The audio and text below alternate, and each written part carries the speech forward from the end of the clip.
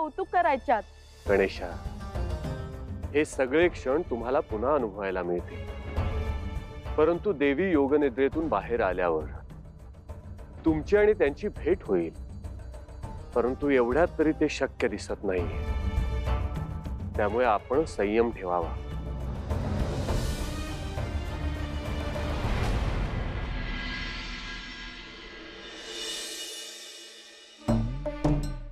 माझी पगडी कुठे गेली? ते उपरनं बी दिसत नाही. एक वस्तू जागेवर सापडेल कधी? तुला किती वेळा सांगितलं माझ्या वस्तूंना हात लावत जाऊ नको म्हणून? आता निस्ती पाहत काय उभी राहिलीस? अगं कुठं आहे ते सांग ना. तुम्हाला ज्या ज्या वस्तू पाहिजे आहेत त्या समजा समोरच ठेवल्या आहेत. आता तुम्हाला 3दा सांगून झालं, तुम्हाला दिसत नाहीये त्याला आम्ही काय करायचं? हा बरं सांगितलं असशील. परत एकदा सांगाय काय झालं तुला? आणि तुला हसाय काय झालं का? आधीच मला इथं काही सुधारणा झालंय. लई चिंता वाटायला लागली. समध्या गावासमोर कथा सांगायची आहे, ती बी देवी यायची. सोपं काम आहे वय ते. काजव्यानं सूर्याला उजेड दावण्यासारखं आहे ते. माझं काही चुकलं तर? समध्या गावासमोर माझं हसं झालं तर? तुमचं असं कसं होईल बाबा? तुम्ही तर किती छान गोष्टी सांगतात. अगं ते हित तुमच्यापाशी. समध्या गावासमोर सांगायचं म्हणजे तरी पण तुम्हाला जमेल. सूर्य दिवसा सगळ्यांना उजेड देतो, पण रात्रीच्या अंधारात कधी कधी काजव्यांचा उजेड सुद्धा आपल्याला रस्ता दाखवायला पुरेसा असतो ना. अव बरोबर बोलती आहे आपली लेक. तुम्ही गोष्ट सांगायला लागलात ना की समदे एकदम तल्लीन होऊन ऐकतात बघा. समधी माणसं मानं डोलवतात. मद्राजाच्या कैदेत असताना बी मी ऐकलं आहे. समद डोळ्यांनी बघितलं आहे मी माझ्या. आणि समधे भक्तच आहे तुळजाईचे. तिच्या गोष्टी ऐकायला समध्यांना आवडतच की. बाबा, तुमच्या मनातली भक्ती जागवा आणि मोकळेपणाने सगळ्यांची बोला. गोष्ट आपोआप सांगितली जाईल. तुळजाई, माझ्या बाबांवर तुझा आशीर्वाद कायम राहू दे. आज त्यांच्या तोंडून तूच तुझी कथा सांग. सगळं छान पार पडू दे. आई राजा उदो उदो, आई राजा उदो उदो, आई राजा उदो उदो.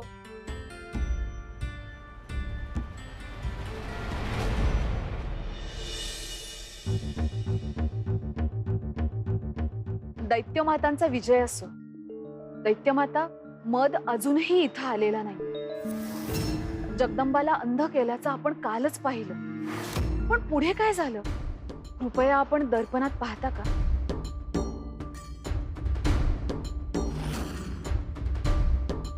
तुझी शक्ती अफाट, तुझी खोली अथांग, भेद काळाचा पटल. जगदंबा कुठे ते सांग.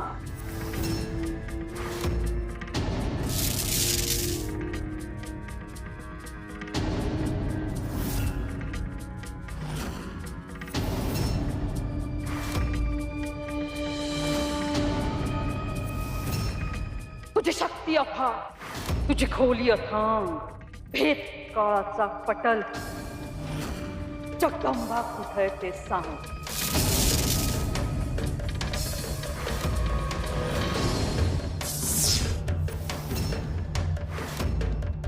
तंत्र मंत्र सामर्थ्यम दर्शमाम दर्शमाम.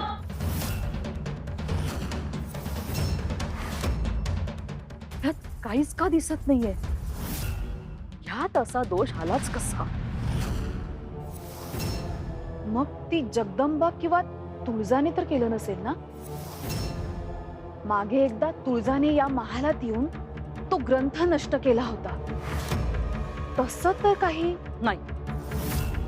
हे तसं दिसत नाहीये. पण विपरीत आहे हे निश्चित. पण तोपर्यंत जगदंबाची माहिती काढायला हवी आणि त्यासाठी भिंगार गावात जायला हवं. आणि ती कामगिरी पार पाडण्यासाठी आमच्या डोक्यात एक सुयोग्य व्यक्ती आहे.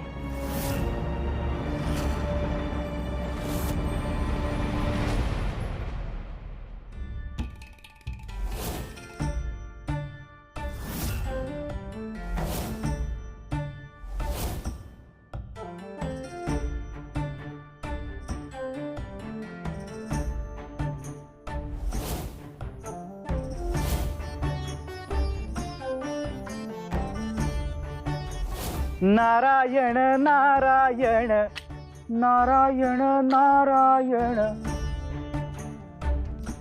गणेश देवा नमस्कार. मुनिवर्य तुम्ही प्रणाम. गणराया अहो काय झालं? नाही, इतर वेळेस आपण उत्साही असता, आनंदी असता, एकदम प्रसन्न असता, मग आज असे उदास का दिसताय? मातेची आठवण येते नारद मुनी. नारायण. तरीच रात्री आमच्या स्वप्नात आल्या होत्या पार्वती माता. आमच्यासाठी खास पदार्थ केलेत, जेवायला वाढलं, प्रेमानं आमच्यासाठी आमच्या आवडीचे मोदक सुद्धा केलेत. नारायण. अहो गणराया, म्हणजे स्वप्नातही तुम्हाला मोदकच दिसतायत. वा वा वा, छान छान. ते महत्वाचं नाही हो मुनिवर. मग स्वप्नात पार्वती माता आल्या हे जास्त महत्वाचं आहे. आम्हाला त्यांना भेटावंसं वाटतंय, त्यांना पाहावंसं वाटतंय, पण त्या योग निद्रेत आहेत. हो, आम्हाला पूर्णपणे कल्पना आहे त्याची. आणि बरं का गणराया, जोपर्यंत माता पार्वती त्यांच्या योग निद्रेतून बाहेर येत नाहीत, तोपर्यंत त्यांची आणि तुमची भेट होणं शक्य नाही. नारायण. असं नका म्हणू हो मुनिवर. आम्हाला त्यांना आताच भेटायचं आहे. काय करू? काहीतरी मार्ग सुचवा ना. आम्ही मार्ग सुचवू? अहो गणराया, आमची थट्टा करताय का काय? अहो, तुम्ही साक्षात बुद्धीची देवता आहात.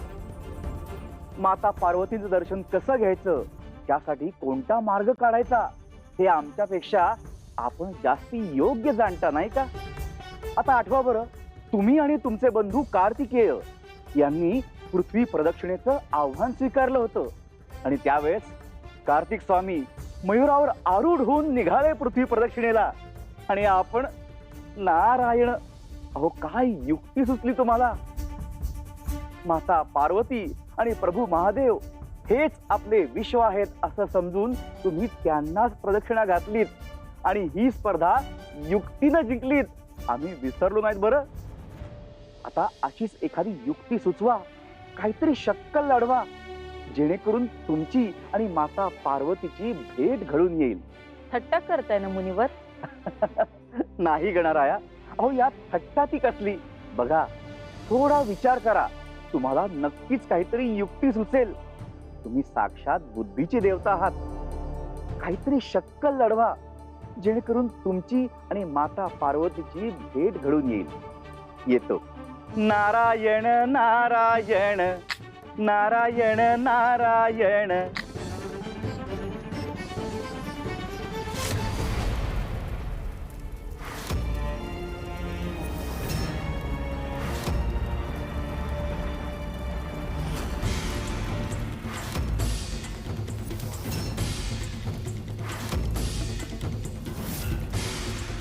मनोरमा, कशी आहेस मनोरमा? सम्राज्ञी, सम्राज्ञी, सम्राज्ञी मला क्षमा करा.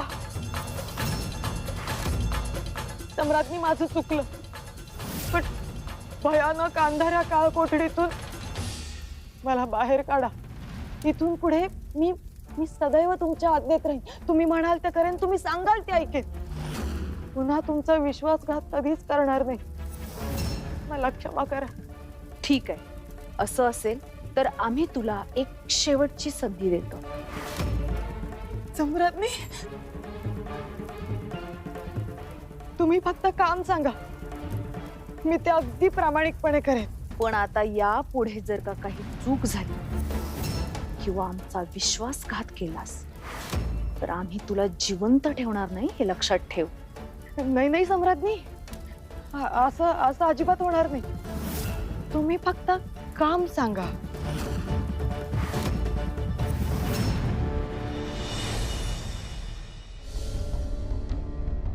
कुठे निघाला असं? धनाजीरावांचा निरोप आहे, देवळात बोलवले. तू बी चल माझ्या बरोबर देवळात कार्यक्रमाला. जनक बाबा देवीची गोष्ट सांगणार आहेत.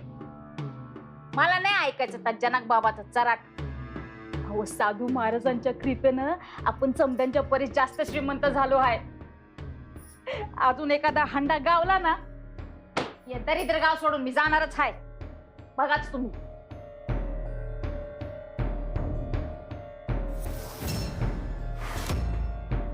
अहो, याच्यातलं सोनं आणि मोरा कुठं गेल्या?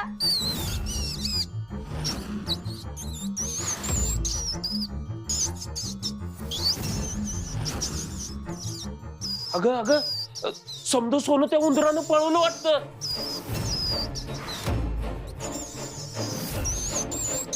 जळले मेले उंदीर, समजा माझं सोनं पळवलं. दरिद्र केलं यांनी मला. आज या उंदरांना सोडायची नाही म्या. अगं जाऊ दे ते सोनं, ज्याचं होतं त्याच्याकडे गेलं. असं फुकटचं मिळालेलं काय बी पचत नाही सुंदरे. माझं होतं ते. उगा मला अक्कल शिकवू नका. या उंदरांना पकडून मी माझं सोनं परत मिळवणारच आहे. हट.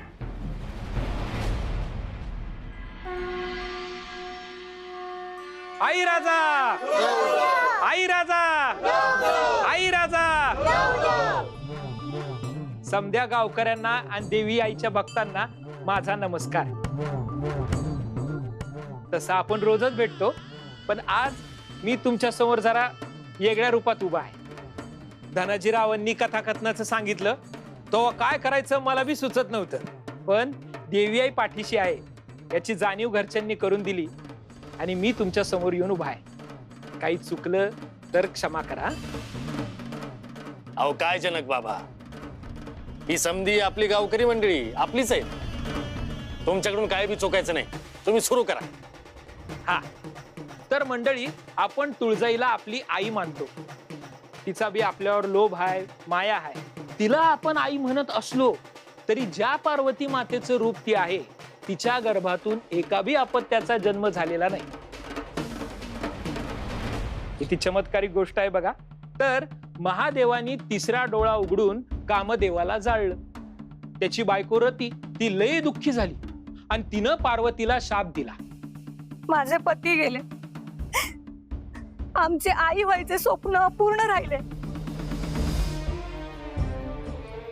आमचा शाप आहे तुम्हाला.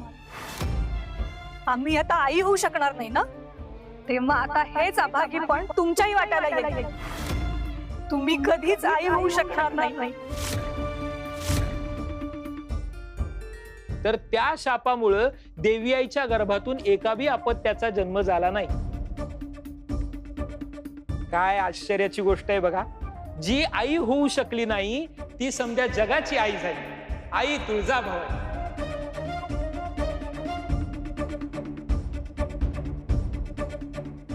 पण झालं काय, रतीच्या या शापामुळे समदे देव घाबरून गेले. कारण एक महाभयानक असुर तारकासूर याचा वध महादेव आणि पार्वतीच्या पुतळाकडून होणार असं विधी लिखित आहे. मग आता काय होणार? महादेव आणि पार्वतीला आणखी एक पुत्र आहे, कार्तिकेय. महादेवाच्या तेजापासून कार्तिकेय स्वामींचा जन्म झाला आणि त्यांना वाढवलं कृतिकांनी. कार्तिकेय स्वामी जन्मापासूनच लढवय्ये होते. ते बालपणातच पूर्ण पुरुष होते. त्यामुळे पार्वती मातेची माया जरी त्यांना मिळाली असली तरी बाललीलांचा अनुभव पार्वती मातेच्या नशिबात काही आला नाही. आमच्या हातचं खा तरी.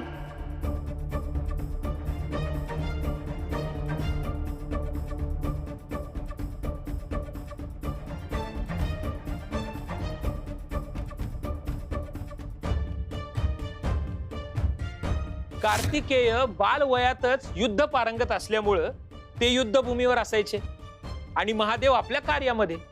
या सगळ्यामुळं पार्वती मातेच्या आयुष्यात एकटेपण, उदासपण वाढायला लागलं.